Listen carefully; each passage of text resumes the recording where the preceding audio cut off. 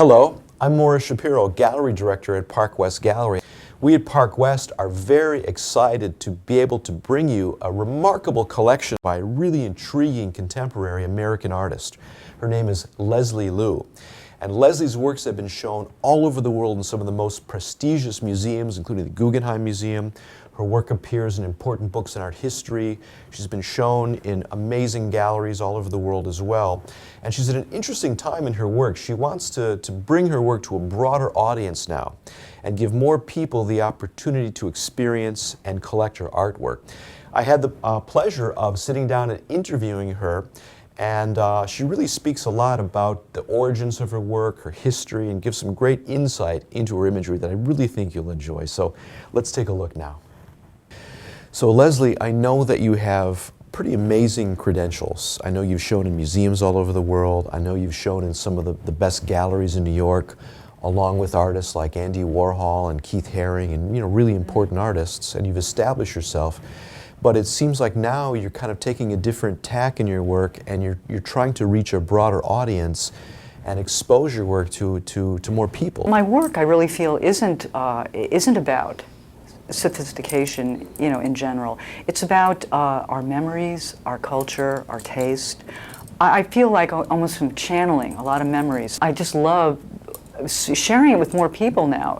They're getting it. They're, wow, I remember that, or I remember this memory. And for me, it's so rewarding. In fact, I think this is the reason why I'm, changing venues in some ways. Yes, I've been in Guggenheim, traveling museum shows. Yes, I've been in art history books, showing on 57th Street in New York City, and having LA galleries, and having major collectors, major well-known people that have collected my work. But, the work isn't really about that. The work is about reaching us, all of us, and so this is really where I'm meant to be. I really feel it. Your father was actually a very famous and very successful advertising executive, and I know that he was responsible for creating a lot of the really important ad campaigns of your childhood. So tell me about your father and your relationship with him. My dad was one of my biggest influences because as he was doing Nabisco and this and that, he would do these things on his drafting table. He had these great magic markers, hundreds and hundreds of these great magic markers. And what's so funny is he was like really persnickety about his magic markers. If they just were a little dry or the point wasn't quite right, he ended up tossing them to me, and I'd grab them, and I'd be sitting there copying his stuff. So actually when Dad passed away, I had a big exhibition, and I did a big painting based on my dad's.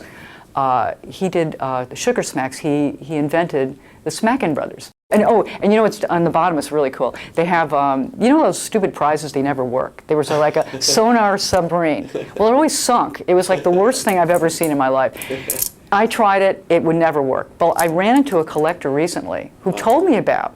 He had one. Yeah. And he said, "You did it all wrong. You're not supposed to put baking soda. It's baking powder." And his works. He said it still works. I know that you went through a period in your life that was very challenging for you, and you were a single mother, and you raised your son, who's, by the way, a very successful musician and producer in New York, right?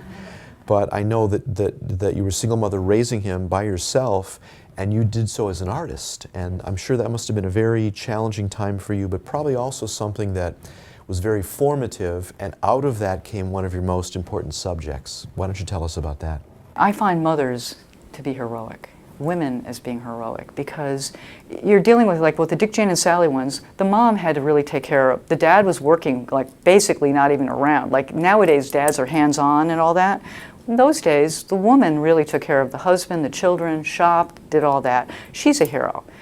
Wonder Woman now, in some ways for me, is about the fact that we are taking on even more. Now here, we're wives, we're mothers, we're taking care of our husbands, but we have jobs now too. We're superheroes. Some of these symbols are sort of like celebrating how strong we all have become in some ways. Leslie, I know that you cite three influences primarily in your work. I know you have lots of influences in your art, but three as being the most important. The first one I think is interesting, and that's Peter Max. And I think that really relates primarily to his interest in reaching that broad audience and his ability, which he's very successful, of course, at doing, which is similar to what you're trying to do right now. It's funny because I think we're kind of simpatico with color, actually, too. You know, Americana, color, he grabs people with his color. His color is very vivid, it's very expressive, it's very juicy. The second influence, I think, is not really surprising, and that's, of course, Andy Warhol. He would always go to like different openings, and he was actually at my first opening, you know. In fact, one of my first paintings at Sensor Evolution, which was East Village opening, my first show, I did a painting of my opening, and it was in the window in the East Village, and I had Andy in a corner with his little brownie camera. Now, the third influence, I think, is one of the most surprising for people. And I think once they look at your work, they can really see it, but initially it's kind of surprising. And that's, of course, Norman Rockwell. I really think that Norman Rockwell was for his generation. Like, he grabbed the memories. He grabbed the memories, and I really feel I'm a Norman Rockwell for our generation. Your imagery is very important to you. And when people look at your work, I think initially they really respond to the impact of it, the color and the wonderful textures and surfaces. It's very alluring. But I think once they start really tuning into your work, they really look at the subjects, and the subjects really have a way of reaching people, and they relate to them. My imagery really is channeling our lives and our memories, and starts from readers, from when we grew up. Dick, Jane, and Sally totally influenced me. And they were beautiful images. They were beautiful colors, but they were done in watercolor. They weren't done like a painting. So I've sort of like, I've grabbed the memories of the little kids and this and that, but I've made them more because I make them into paintings. Tell us about the animal crackers, because I know that's very important to you. This is based on the original animal crackers, which is now hanging at the Mayo Clinic Children's Ward.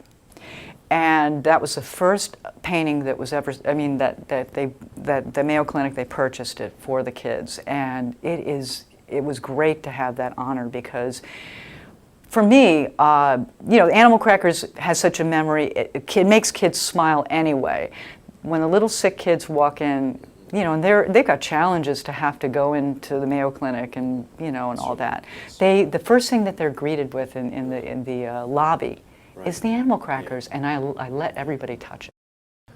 One of the types of works that you create are really unique, and they come from your past, but you sort of brought them back again, and they're amongst the most desirable of all of the works that you create, and they are your little matchbox creations. How did that evolve? When I got to New York and my first show, I was invited to with another major artist for an exhibit where they invited artists to paint on matchboxes, match covers, whatever. And I did that, and that's how I got my start. So I thought, what a cool thing. I hadn't painted them for 25 years. Not at all. I have a couple in my house, you know, that I still have kept in my own collection. But I thought, you know what? I think it might be kind of a cool idea to revisit that and start doing it. And what I've done is the matchboxes are all based on all of my original paintings. So these are all paintings that are based on, I mean, monotypes based on my original oils that I hand paint with one eyelash brush, and I mound the paint and I do them individually. And Wonder Woman, of course, wears red shoes. And I know you wear red shoes too. In fact, I had the good pleasure of writing an article about your work and about you, and there's a wonderful little story in there about your red shoes. And I hope everyone will take an opportunity to read that article, because I think they'll enjoy reading about it. It says a lot about you and about your character. Well, I hope you can see now why we're so excited about featuring the works of Leslie Lew on board. I'd like to encourage you to visit the gallery, attend one of our auctions to see her work, and speak to your art director on board, who will be happy to show you the remarkable collection of Leslie's work. Thanks so much for joining us, and please enjoy the rest of your cruise.